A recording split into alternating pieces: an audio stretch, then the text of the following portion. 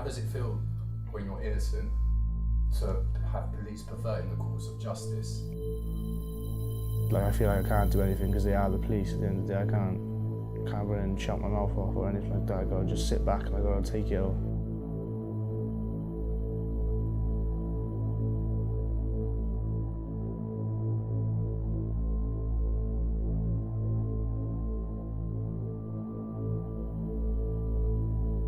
An Audi A5, driven by Jamie Orton, heads northeast along Cardiff Road, Barry.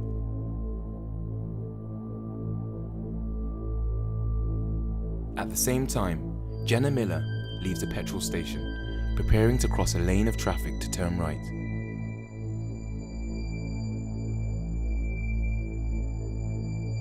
Speeding around the bend and without time to react, the Audi collides with Miller's vehicle.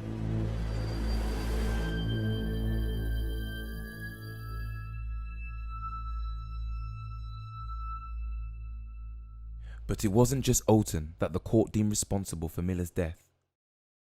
And 2 people walked away with a conviction and a prison sentence. Orton received a sentence of 3.5 years for death by dangerous driving. The second man received a larger sentence of 5 years. He was the driver of this VW Golf, seen shortly after the crash. 20-year-old Joseph Fattah is in prison for a death he didn't cause. I swapped cars because I had to take the car to get tyres fitted and he was getting left overnight. There was a car in front of me that was speeding. He hit her, and then that's where he hit a woman coming out of a petrol station and it killed the woman. I came after that, I went around the crash, I parked the car exactly where it was meant to go. I went home from that night and I got arrested the following day in the afternoon on death by dangerous driving on a charge. Articles reporting the event referred to the two as boy racers and described the death as a result of an impromptu race between friends.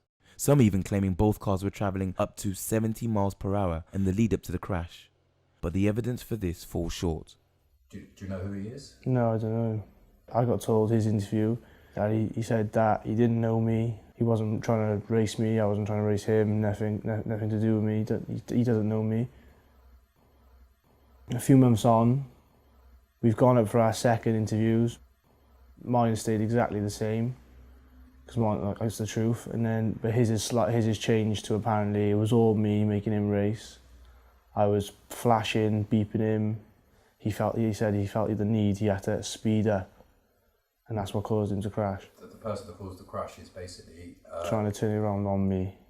It seems a little bit weird. You will see definitely that Joe was only doing about 40 miles an hour. He was about 5 seconds behind the other fella. The other fella was speeding. No argument about that, and no argument in respect of Joe. But to say that he was the cause of the crash is beyond my comprehension. He stopped. He slowed down, but by the time he got in that 5 seconds, if he'd have been doing 70 miles an hour, he wouldn't have been doing 10 miles an hour when he came to the crash site. No way. You couldn't do that if you were doing 70 miles an hour. You would go all the other way. The CCTV shows there was no race. I've never ever in my time seen a case like this where there was no impact from Joe Fattah's car, and yet he's doing a sentence higher than what the actual perpetrator did. So how have they charged you? What evidence do they charge you? Literally, I don't know. I haven't been shown any of that. Is there any CCTV footage? There's CCTV camera footage, but it shows me going past the crash, and I come like 4 seconds after this all happened. I go around the crash and I park up exactly like I said I did, and now that's all the CCTV they've got. CCTV footage was used during the trial, but only particular sections which were selected by the police. Some CCTV was used to demonstrate the speeds of both of the cars, but it appears unreliable. The prosecution calculated these speeds using the position of the cameras and the time it took the cars to move between them, according to their time codes. But here, for example, not only are the date and time wrong, potentially illegitimizing its reliability, each camera's time does not match up. If his conviction was based largely on the speed that he was driving, the accuracy of these calculations would be key. But even the fixed event of the collision itself appears to happen at a different time on each camera.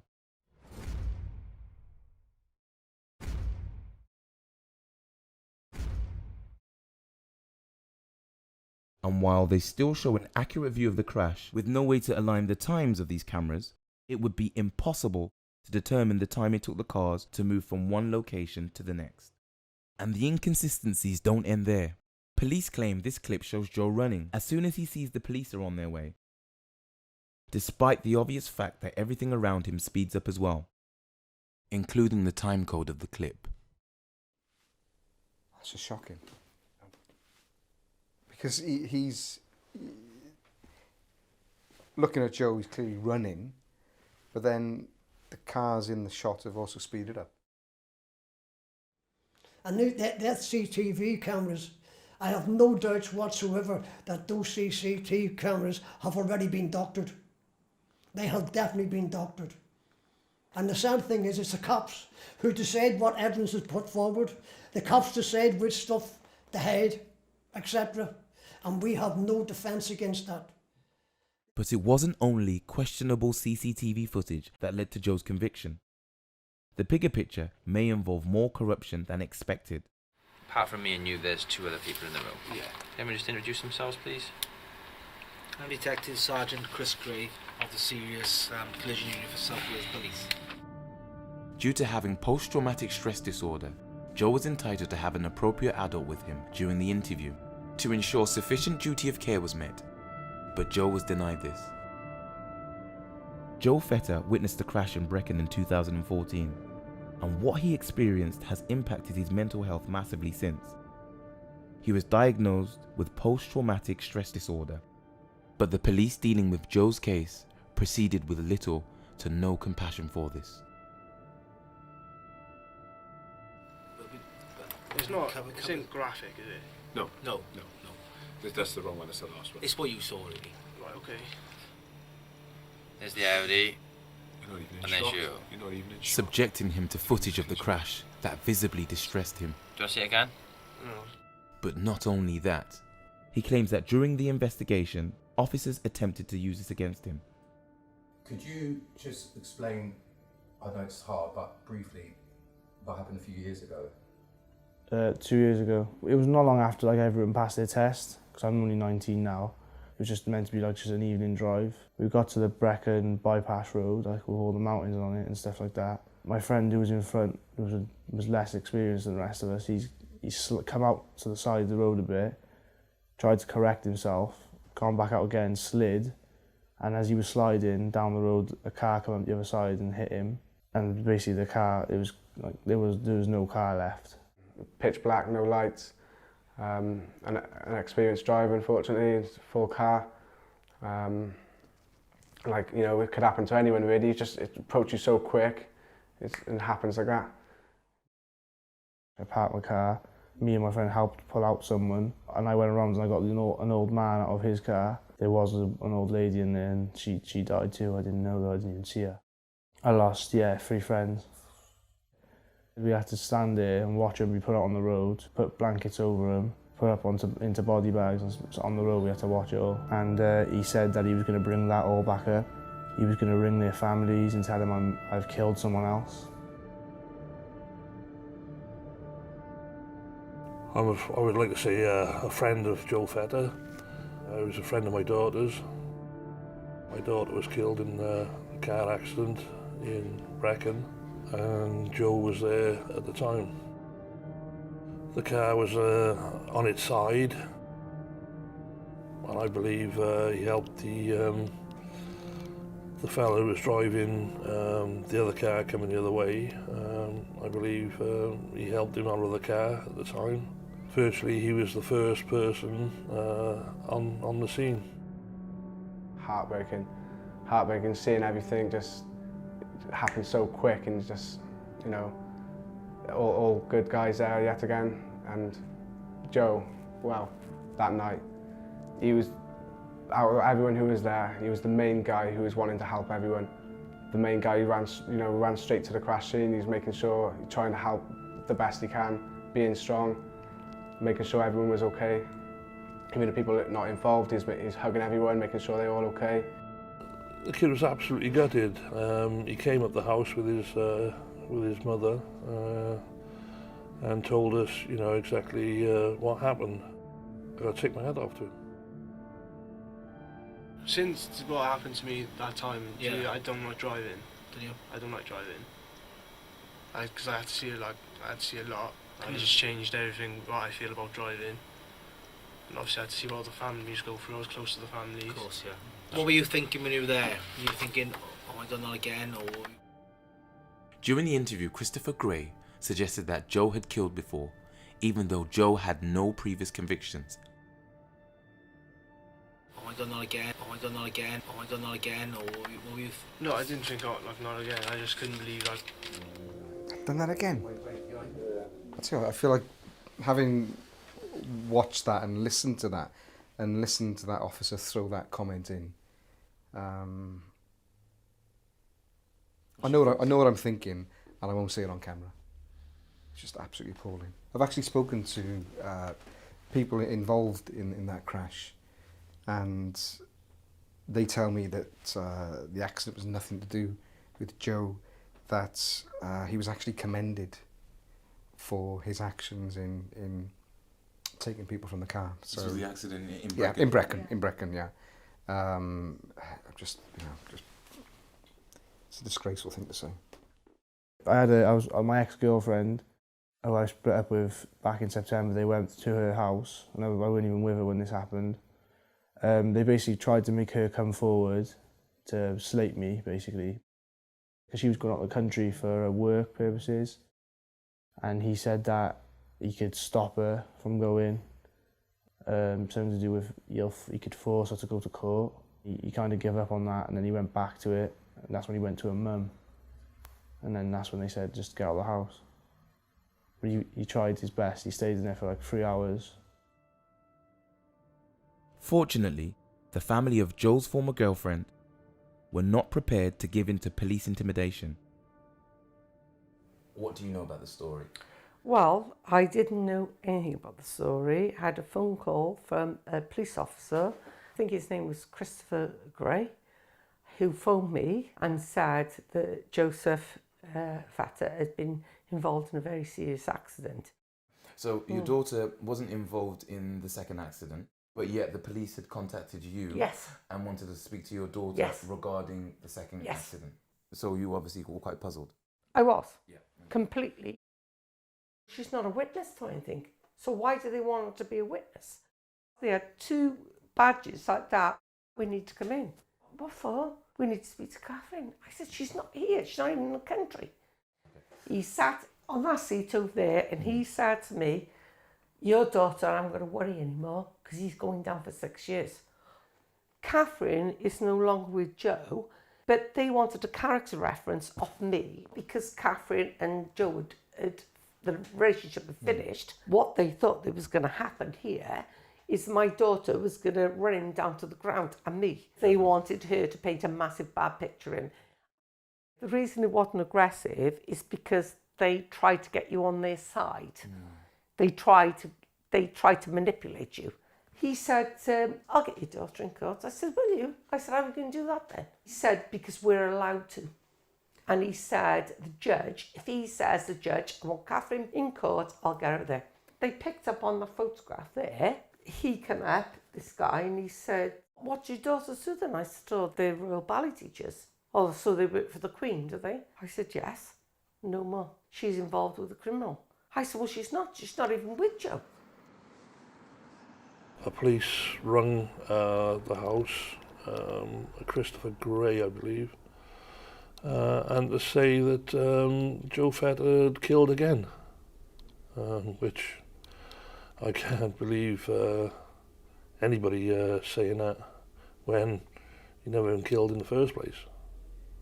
My daughter was killed in an accident just in the wrong place at the wrong time. No, I think they're trying to make an example out of Joe because I think they got a lot in for his father. He never hit that car. He never killed that woman. He should never be where he is. Do you think there was a miscarriage of justice? 100%. He was stitched up. And I tell you, if it does jeopardise their jobs, I will go crazy. Because my girls have worked so hard. You're still scared? Yes. Okay. Yes. He's done everything he can, really. He's trying to destroy my life. And then he's a full-grown man. I'm a 19-year-old teenager growing up. And when he did speak to me, he was trying to kind of pick my brains a bit, see who I was speaking to at the time. And then I noticed the moment he found out, he went straight to their house. It's so unprofessional. I've looked over the evidence and I can't believe that Joseph was even charged with it. The first thing that came in my mind was it was like the Lynette White murder trial with a Cardiff 3, where the police coerced witnesses and dropped charges, drug charges was against them, painting this, that and the other, and they all got off. They gave false evidence, and it's still happening today.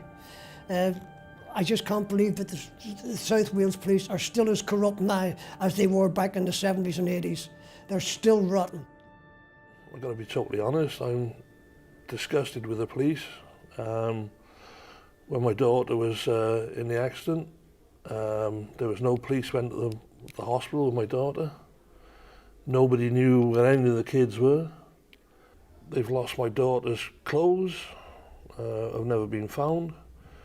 Rodri's phone has never been found. A coat, which they found 2 months later in Brecon Police Station, filed under another name. Couldn't get no sense out of any of them. I had to get my local MP, Alan Cairns, involved to get any sense out of Dyfed-Powys Police to answer some questions. My journey started, in 1987 when I was convicted of the murder of a Cardiff newsagent, and there was particular police officers in my particular case which made up evidence and used criminals to give false evidence against us, which resulted in us doing 11 years and 43 days in prison. And you look at it now, and some of the tactics which are used in Joe's case were used in mine over 30 years ago. So these practices haven't been stamped out. These witnesses were in serious trouble with the police. One of them had 125 convictions, and he got off on the basis that he'd give evidence against Joe. They will bribe people, they will coerce people, they will even take statements of people, but any evidence in those statements which could help the defence, they leave out. Oh yeah, they'll interview you, it'll all be there, but when it comes to the written statement, you will find that so much of it is missing.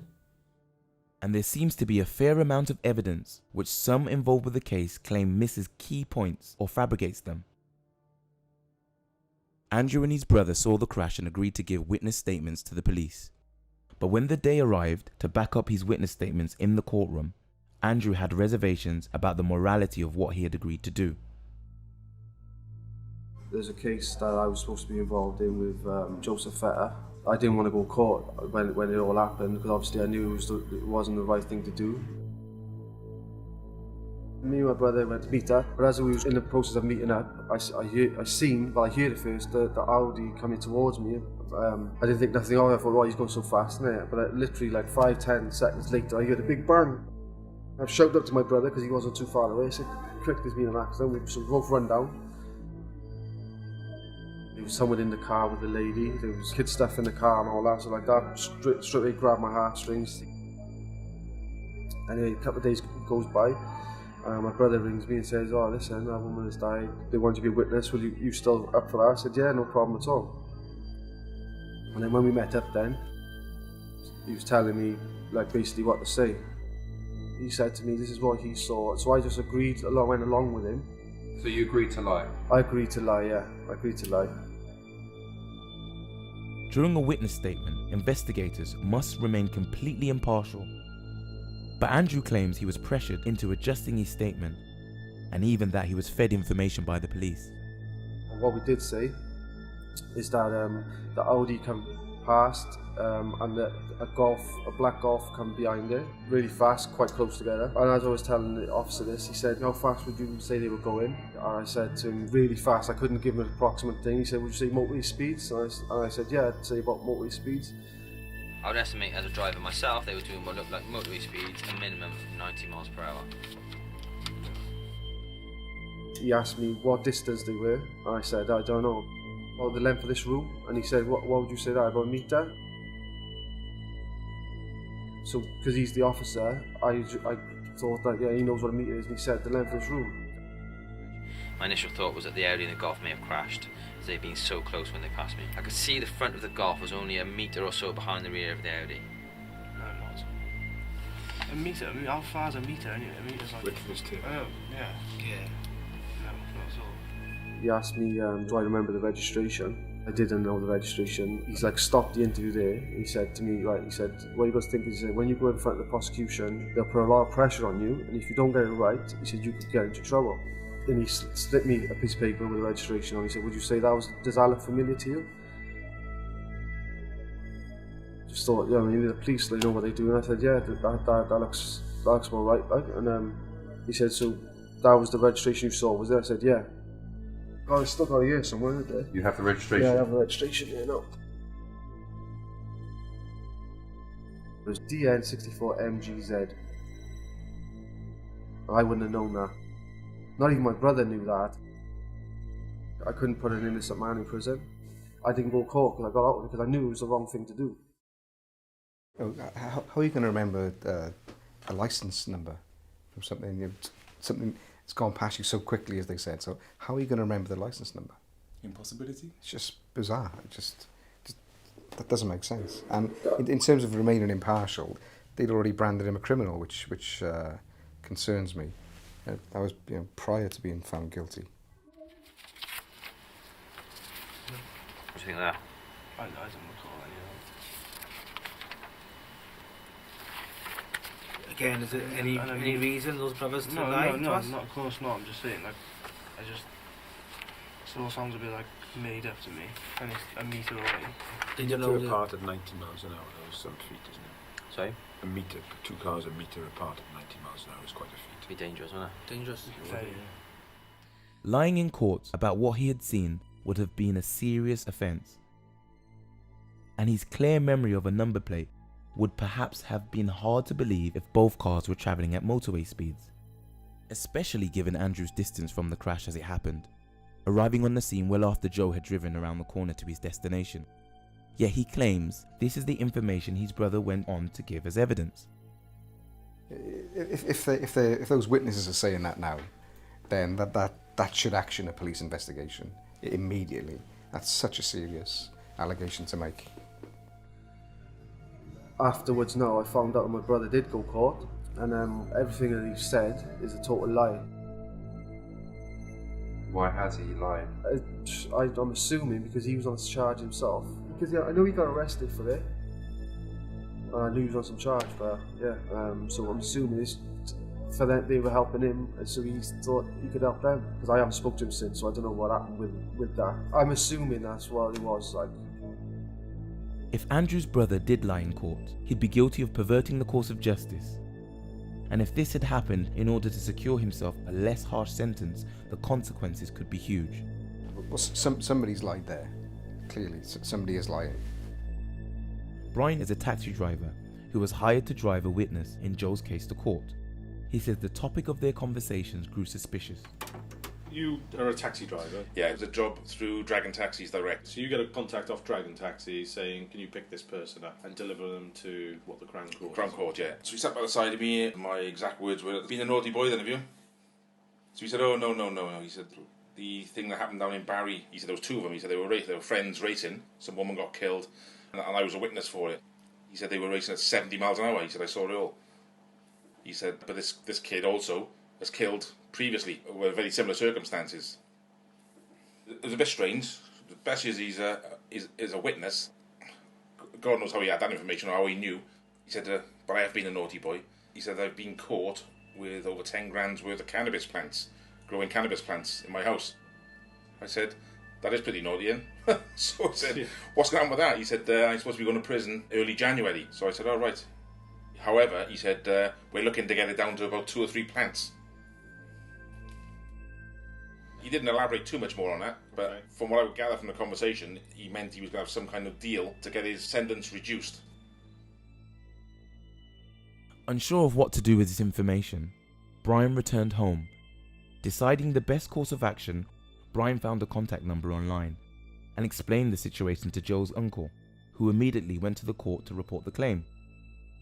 The judge adjourned the trial until Brian could be interviewed, with specific instructions that the interview should be conducted by an independent police officer.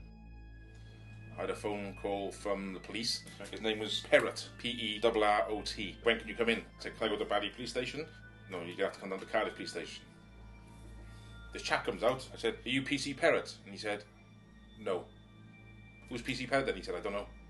PC Perrott has phoned me twice to come down urgently. I said, but you don't know who he is? No. He took me down the corridor into the back room, which is like a little storeroom. I said, listen, I haven't got my own glasses. He said, no, I'll write it, it's fine. I did say to the police officer, I find it very strange that this kid knew that the lad was travelling at 70 miles an hour and he was racing with his mate. As I said, he told me this kid has killed before as well. If he's going into court to give evidence, he should have been talking about it, full stop. The feedback I got was, don't worry about it, we don't want to complicate things, just try and keep it sort of simple. From the conversation when he was telling me they were looking to get it down to 2 or 3 plants, I'm pretty sure that he didn't put that in a statement as well. He just writes some bits and he keeps referring to the fact, well, we don't want to put that in, or we don't elaborate too much, just try and keep it simple. He said that's all we need. Whilst we're actually doing the statement, somebody's come in and interrupted us on at least 2 occasions. How long are you going to be with this witness? Have you finished yet? So we didn't read it all through. I think he was in a bit of a rush to get out. So you don't know what's happened with your witness statement, you've not been given a copy, you don't know whether it was brought in? I don't even know whether it was used in court. When Brian's witness statement was submitted, the judge did not think it relevant to the case. This makes sense if, as he suspected, the most essential points were strategically omitted, and the actual identity of Police Constable Perrott remains unknown. With no cause for concern, the trial continued.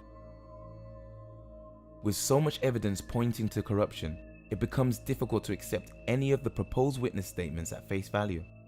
Andrew's brother was not the only person to give statement that seems to conflict the other evidence. One of the key witnesses relied heavily on by the prosecution was someone of the initials SH. She can be seen here as the driver of this Mini Cooper which passes by just before the incident takes place. SH's witness statement follows a similar theme to Andrew and his brothers. She claims the cars were driving bumper to bumper.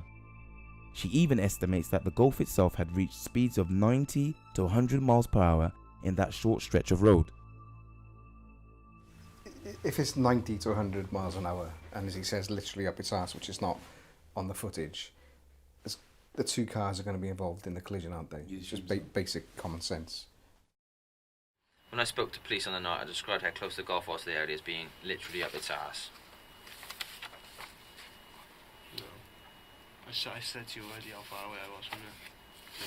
She's estimating between 90 and 100 miles an hour. Which is ridiculous.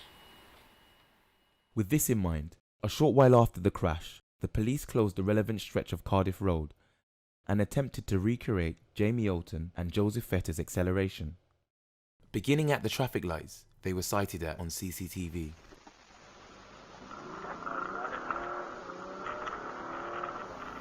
The prosecution claimed that according to CCTV timecodes, Joe achieved this speed in approximately 20 seconds.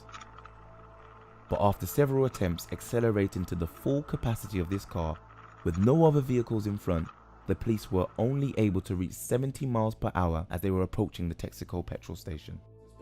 Why didn't he do it in a Golf? Yeah, why didn't they close the road off and use the car? Which was used. Yeah, it's just... And they achieved this in approximately 16 seconds.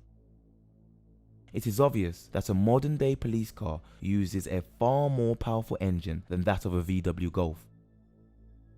And a highly skilled police driver struggling in a much more powerful car does cast doubt on her claim. Particularly when paired with her description of the car's distance. How could that possibly allow for enough braking distance between them? She herself can be seen travelling at some speed along the other side of the road. In her statement, she said the cars were so close that she was unable to even see the front of Joe's car. Yet in this clip, she drives past Alton's vehicle long before Joe was even in shot. So they're going to come from this direction, okay? She's going to pull out here, and I don't think we see your car in this one. It's the next one, I think. You're not even in And shot. there's you. You're not even in shot by the time there's a collision. And when he does enter the frame, he seems to already be travelling at an even lower speed than she was.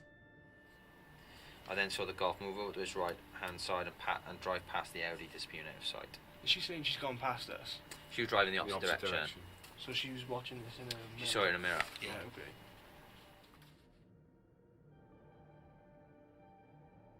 She later goes on to mention in her statement that the Golf was nowhere to be seen at the crash site, which not only seems impossible if Joe had been driving at 100 miles per hour and was forced to stop with no distance or warning, but also further invalidates the credibility of accurate recollection of his number plate.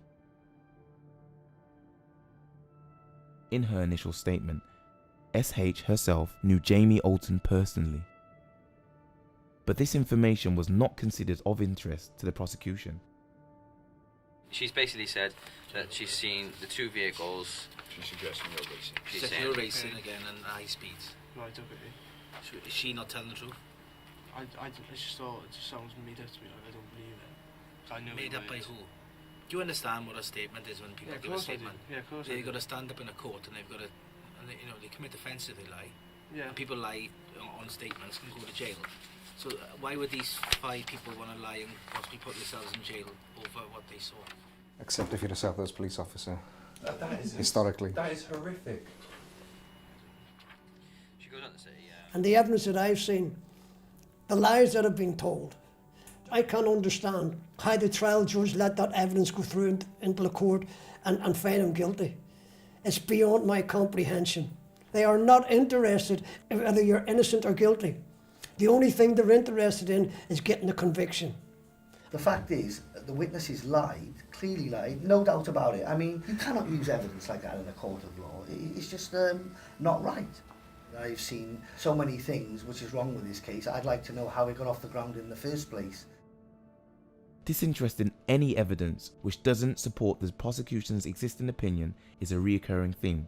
It is clear that those looking to convict Joe Fattah had a clear idea in mind of the direction the case should take, and were willing to disregard anything necessary to stick to this narrative. It seems what brought others to the Texaco petrol station that night is unimportant. Joe's best friend, Tom, also happened to be at the scene of the crash that evening.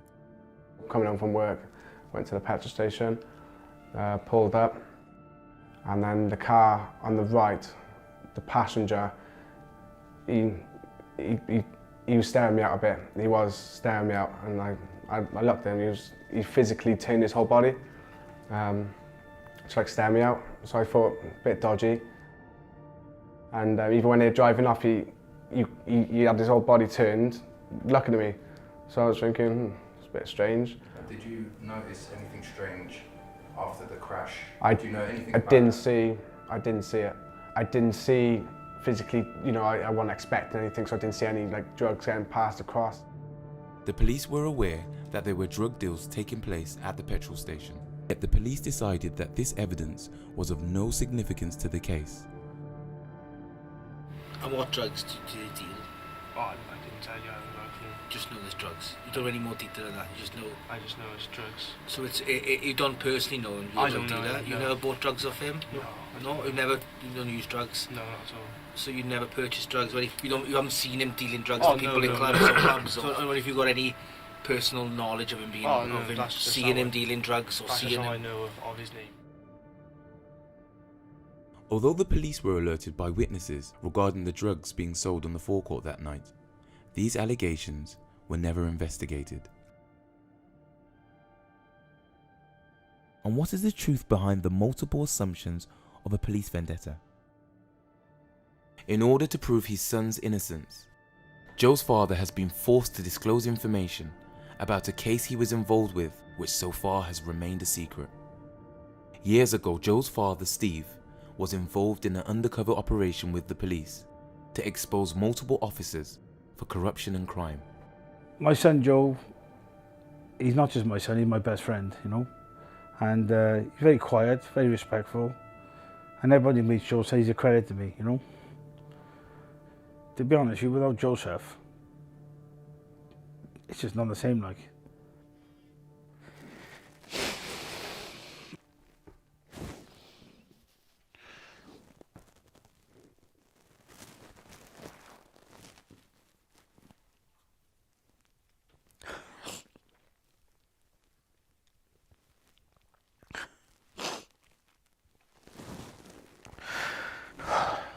I don't care about the company, but since Joseph been in jail, I can't go in the office, like, you know, it's just like, it's not the same, like, his bedroom up here. Sorry about this, guys, you know. He's a broken man, like myself. But the only thing, Steve can, still go and visit him, whereas I'm just, there's no visitations for me. I just see Joe every day. I wake up in the morning, he's not here, like, you know, it's just, it's horrible. And for what, like, you know, the boy is totally innocent, he did nothing wrong. I think they were quite shocked when they seen the footage out of their police officers sniffing cocaine in a traffic car who tried to intimidate me. And also, one of them was stealing from his own police force, stealing everything, it's like handcuffs, pepper spray, guns. He was in charge of firearms. And I was a policeman who was in charge of the firearms in town. Out of control. The three of them were out of control. I was told to shut my mouth, a boy, and I have, but you know now, I ain't shut my mouth. What he did to my son.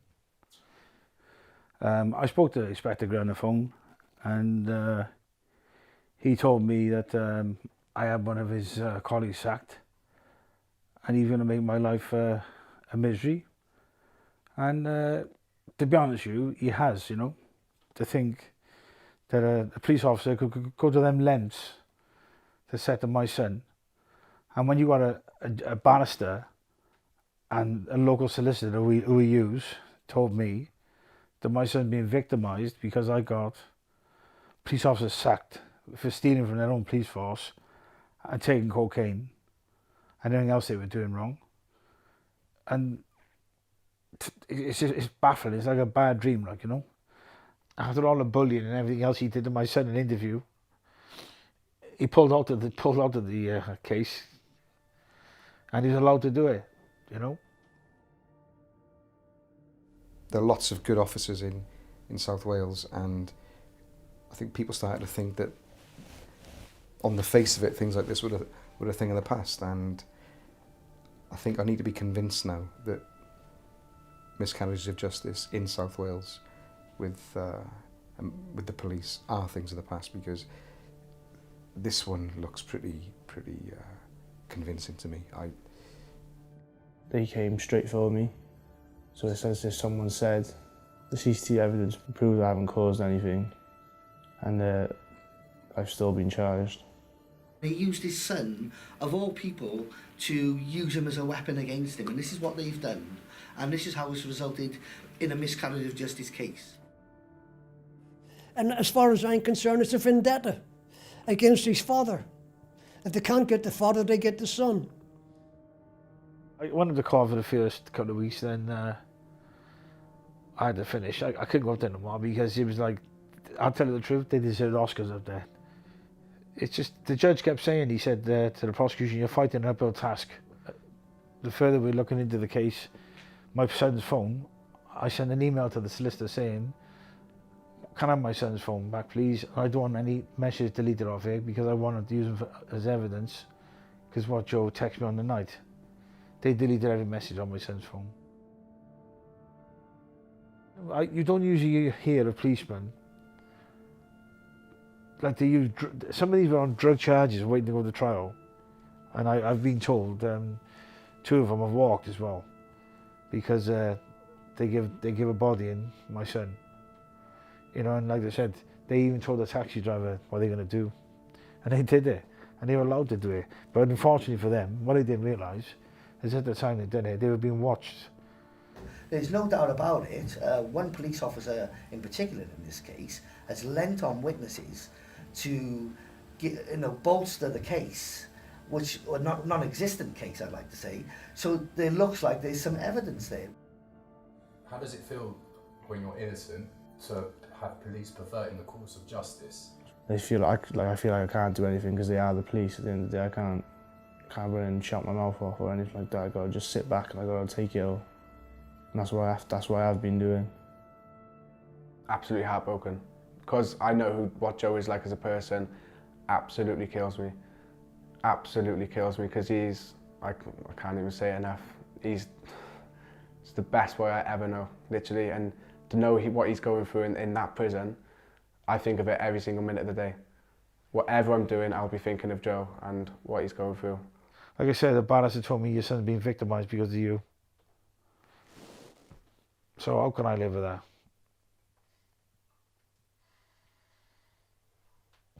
How often do you see these types of things happening? Oh, it happens all over the country, every week. Make no mistake about it. There's 2 police forces in this country, in the UK.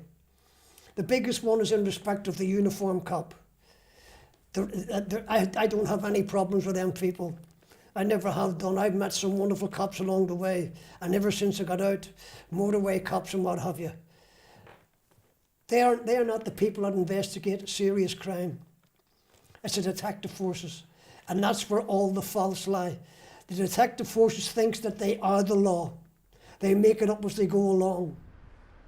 I've got a full letter to draft after watching this video. I want answers off the Chief Constable. I'm going to write to the Home Secretary and ask for another police force to come in and investigate this. It's wow, frightening. It's just police corruption again and again and again. The police knew what they were doing in this particular case, like they did in mine all those years ago, like they did in Paddy Hill's case all those years ago. They know what they're doing, and to do something like this is evil and wicked. To put somebody in prison for something they haven't done. They got the real person, why didn't they leave it at that? He told somebody, Gray, one of the prosecution witnesses, the only way to hurt him is by taking my son. Well, yeah, he's hurt me, but you know me, I believe in God and karma. And there's only one outcome for this, and that'll be justice for my son. Has to be investigated immediately. It's incredible. And these things will continue to happen until the government and the courts have the balls to turn around and start doing cops for telling lies and falsifying evidence and coercing witnesses to get a conviction. These cops should go to jail.